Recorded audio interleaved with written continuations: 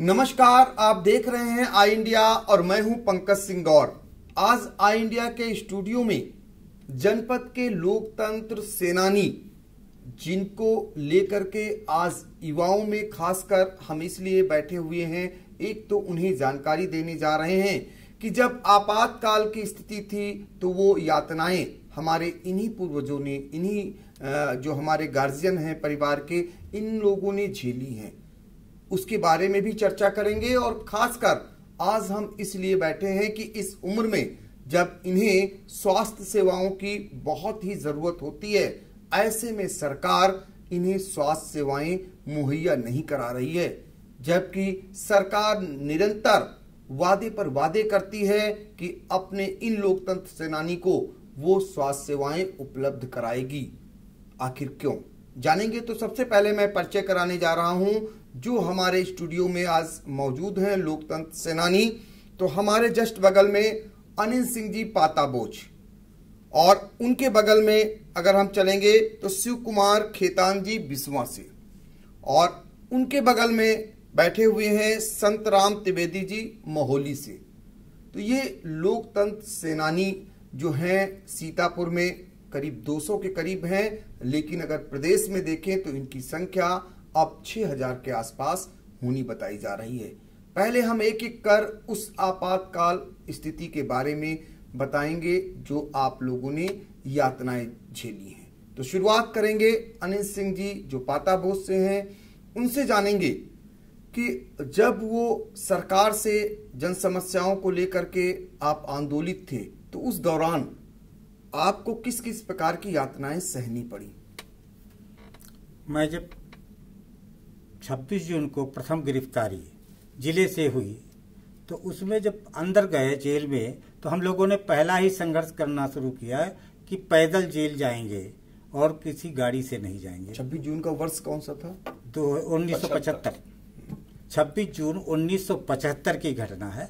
और उसी दिन से जैसे ही जेल में पहुंचे दूसरे दिन से अन्य भी गिरफ्तारियां होनी शुरू हो गई और जेल में आने लगे लोग। उसके बाद जब एक जनता समाचार निकल रहा था, अंदर से प्रेस बंद हो गए थे इंदिरा गांधी के तानाशाही के कारण, तो एक जनता समाचार निकला। उस जनता समाचार को पूरे प्रदेश भर में पहुंचाने का काम हम एक माध्यम खोजे, एक स्वीपर को, और उसके माध्यम से हम डॉक्टर कैलाश को भी माध्यम बनाए और उनके माध्यम से इसके स्वीपर की एड़ी में एक चिट्ठी लिख करके पूरा समाचार लिख करके भेज देते थे और वो जहां जहां पहुंचाना होता तो उन प्रेसों में भेज देते थे जो कि अपने प्राइवेट प्रेस बनाए गए थे उस समय के। तो ये जनता समाचार वो भी जेल से निकला था। आप सोच सकते हैं कि किस प्रकार का वो शासन क्रूर था। जब समाचार पत्र बंद हो गए थे उस समय जेल में बंद आप लोकतंत्र सेनानियों ने एक जनता समाचार पत्र निकाला और उसको स्वीपर के माध्यम से आम लोगों तक पहुंचाया। आपके जज्बे को सलाम है कि ऐसे समय में जब आपको यातनाएं सहनी पड़ी थी, यातनाएं झेलनी पड़ी थी, उस दौरान भी आपने जो कुछ भी जनता की समस्याओं को लेकर के आप जो आंदोलित थे उसको खत्म नहीं होने दिया। अब हम चलेंगे आपके ही साथ बैठे हुए शिव कुमार खेतान जी, उनसे जानेंगे कि आप उस दौर की कोई ऐसी कहानी शेयर करिए। मैं पहले तो यंग इंडिया स्टूडियो को धन्यवाद दूंगा कि उन्होंने लोकतंत्र सेनानी की समस्याओं पर आज हमको चर्चा के लिए बुलाया और नई पीढ़ी को लोकतंत्र सेनानियों के संदर्भ में अवगत भी कराएंगे।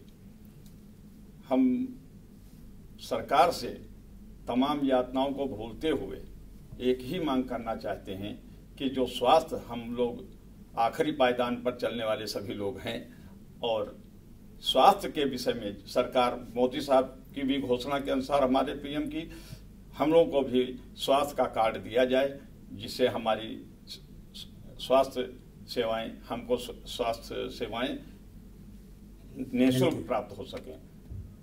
तो ये मांग लोकतंत्र सेनानी जो अब बचे हुए हैं वो कर रहे हैं कि उन्हें स्वास्थ्य सेवाएं कम से कम सरकार मुहैया कराए, क्योंकि 30 साल बाद यानी 3 दशक बाद इन लोकतंत्र सेनानियों को तत्कालीन मुलायम सिंह सरकार में इन्हें सम्मान मिला और इनकी कद्र समझी गई। उसके बाद से इन्हें जो भी सुविधाएं मिल रही थी उनमें बढ़ोतरी के बजाय कटौती की जा रही है। ये बात भी सामने आने लगी है, जबकि ये बुजुर्ग हैं और इन्हें अब सुविधाओं की ज्यादा आवश्यकता है।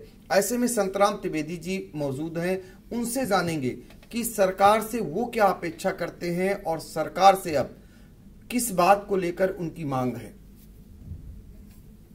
हमारी उत्तर प्रदेश तथा केंद्र सरकार से मांग है कि जो जेल गए थे उनके परिवार को जैसे कि स्वतंत्रता संग्राम सेनानियों को सारी सुविधाएं दी जाती हैं, उसी तरीके से हम लोगों को भी पूरे परिवार के लिए सुविधाएं दी जाए। तो एक मांग और उठ गई है, चूंकि स्वतंत्रता संग्राम सेनानियों को जैसे सुविधाएं मिल रही थी उसी के अकॉर्डिंग में मांग अब लोकतंत्र सेनानियों ने भी की है और ये निरंतर अब मांग को अपना रख रहे हैं। अनिल सिंह जी, ये बताइए कि अब आपको लगता है, चूंकि आपकी कद्र जो सरकारों ने पूर्व में किया था और अब बीजेपी सरकार है, उस समय मुलायम सिंह यादव ने आपके वजूद को समझा, आपको सुविधाएं दी। अब सुविधाएं जो मिल रही हैं वो क्या पर्याप्त हैं? किन किन चीजों में बढ़ोतरी आपके हिसाब से होनी चाहिए? जो सुविधाएं पहले थीं उनमें यदि कटौती हुई है तो हमारी समस्या सरकार की तरफ से नहीं है, ये कहीं न कहीं ये प्रशासनिक प्रबंधन में कहीं कमी दिखाई देती है। और सरकार से, जैसे कि हमारे साथी निरंतर कहा करते हैं कि हमारी सुविधाओं पर ध्यान दिया जाए और हम अगले बिल्कुल लास्ट पायदान पर खड़े हम लोग हैं, तो हम लोगों की तरफ स्वयं सरकार को आगे आकर के और सुविधाओं को देखें। अगर प्रशासनिक स्तर पर कहीं कमी है या सरकार की तरफ से कमी है, उसको, चूंकि सरकार को आज जो ये दिन मिला है वो सिर्फ हम लोग लोकतंत्र रक्षक सेनानी हैं, ना कि हम लोग कहीं कोई अलग से आंदोलन चला रहे थे। इसके लिए हमारे राष्ट्रीय स्वयंसेवक संघ के न जाने कितने लोग इसके लिए भूमिगत होकर के उन्होंने आंदोलन किया और प्रेरणा दे करके उनके परिवारों को पाला पोसा और सहायता दी जो लोग जेल में बंद थे। तो वर्तमान समय में आरएसएस का वर्चस्व भाजपा पर है। भाजपा के स्वयं प्रेरित करना चाहिए आरएसएस को कि वो जितने लोकतंत्र सेनानी हैं, और मैं तो ये कहूँगा जो उस समय के प्रचारक थे आरएसएस के, उन्होंने हमसे कहीं ज्यादा समाज सेवा में जुटे रहे और लोकतंत्र को रक्षा के लिए एक अच्छा खासा उन्होंने माहौल तैयार करके पूरे देश के अंदर और तानाशाही को खत्म कराने में उनका योगदान है। उन्हें भी सम्मानित किया जाना चाहिए लोकतंत्र सेनानी की बात। बस मेरा ये कहना। एक मांग और उठ गई है, चूंकि इनके साथ में जो इनके साथ में रह करके एक तरीके से भूमिगत रह करके काम किया था, वो संघ के कार्यकर्ता थे, उनके लिए भी मांग उठ रही है। हम ये जानना चाहेंगे शिव कुमार खेतान जी की, जो आप कह रहे हैं कि बार बार लोकतंत्र सेनानियों को सुविधाओं में कटौती की गई, तो हम ये जानना चाह रहे हैं कि कौन कौन सी सुविधाएं आपको मिल रही हैं और जो कटौती हुई हैं वो कौन कौन सी हुई हैं? ये सुविधाएं सम्मान राशि के रूप में हमको मिल रहा है। बस उत्तर प्रदेश परिवहन निगम में एक यात्री के साथ मुफ्त यात्रा का सुविधा प्राप्त चल रही है। मुख्य बस मांग है कि अब हमारी उम्र, स्वास्थ्य हमको लोगों को धोखा दे रहा है, तो हमारे स्वास्थ्य के लिए जिससे हमको कठिनाई न महसूस हो, उस पर हम लोगों के साथ सरकार उदारता पूर्वक ध्यान देकर, जबकि सरकार के मंत्री ने इस पर घोषणा भी कर दी थी कि हम आपको वो कार्ड देंगे जो स्वास्थ्य में फ्री सेवाएं मिलेंगी, लेकिन आज तक उस पर अमल नहीं हुआ। इसका हमको अत्यंत दुख है और खेद भी मैं व्यक्त करना चाहता हूं सरकार से भी कि वो इस पर अमल जरूर कराने की कोशिश करें। घोषणा के बाद अमल नहीं होता है तो दुख ज्यादा होता है। तो घोषणा पे अमल हो, ये मांग भी उठ रही है और दुखी भी हैं, ये भी साथ में व्यक्त कर रहे हैं। हम जानेंगे संतराम त्रिवेदी जी से कि आप एक मांग और आप लोग रख रहे हैं बराबर की, जो महिलाएं उस समय जेल में ठूसी गई थी वो भी लोकतंत्र सेनानी थी। उसी दौरान उन्होंने बच्चों को जन्म दिया जेल में रहकर, और वो बच्चे जिनका कोई कसूर नहीं था। फिर भी उन्होंने जेल की सजा काटी, उनके लिए भी आप लोग मांग कर रहे हैं? जी जो लोकतंत्र सेनानी घोषित हुए और जो महिलाएं उस समय जेल गई थी इमरजेंसी पीरियड में, और मान लो जो महिलाएं गर्भवती थी जंगलों में छोड़ दी गई, वो तो बात दिगर रही। जो महिलाएं जेल में ठूसी गई और उनके बच्चे जेल में पैदा हुए 6-6 महीने बाद, 7-7 महीने बाद, उन बच्चों का क्या कसूर था, उनको भी सम्मानित किया जाए। तो उन बच्चों को भी जो जेल में, जिनकी माँ जेल में रहीं और उस दौरान उन्होंने जन्म लिया और वो बेकसूर थे, बावजूद इसके उन्हें जेल की यातनाएं सहनी पड़ी, ऐसे में उन्हें भी लोकतंत्र सेनानी का दर्जा दिए जाने की भी मांग अब उठने लगी है। हम फिर चलेंगे अनिल सिंह जी के पास और जानेंगे कि उनके लिए भी मांग उठ रही है। जो महिलाएं जेल में गई थीं अब वो जीवित नहीं है, उनके पति हैं, या जो पति जेल गए थे वो जीवित नहीं है, उनकी पत्नी है, ऐसे में उन्हें भी लोकतंत्र सेनानी का दर्जा मिले, ये बात भी आप लोग उठा रहे हैं। जी हाँ, क्योंकि उनकी आवश्यकता है उठाने की। अगर हम लोग नहीं उठाएंगे, क्योंकि जो बच्चे आज हैं उनका जन्म जेल में हुआ था 1975 में, तो वो माताएं और उनके पिता नहीं हैं, लेकिन वो तो लोकतंत्र सेनानी होने चाहिए, क्योंकि उनका जन्म तो जेल में हुआ और वो इसी संघर्ष में उनकी माताएं गईं और जन्म वहाँ हुआ, इसलिए उनकी परवरिश, उनकी देखरेख और उनके सबके लिए ये आवश्यक है कि उनको लोकतंत्र सेनानी घोषित किया जाए। शिव कुमार खेतान जी, क्या लगता है आपको जो सम्मान राशि 20,000 रुपए के रूप में मिल रही है आज के महंगाई युग में, आपको लगता है ये पर्याप्त है? मेरी समझ से तो हमारी अवस्था को देखते हुए हमारे भरण पोषण के लिए ये राशि पर्याप्त है। हम सरकार से बस सिर्फ स्वास्थ्य की ज्यादा मांग करते हैं।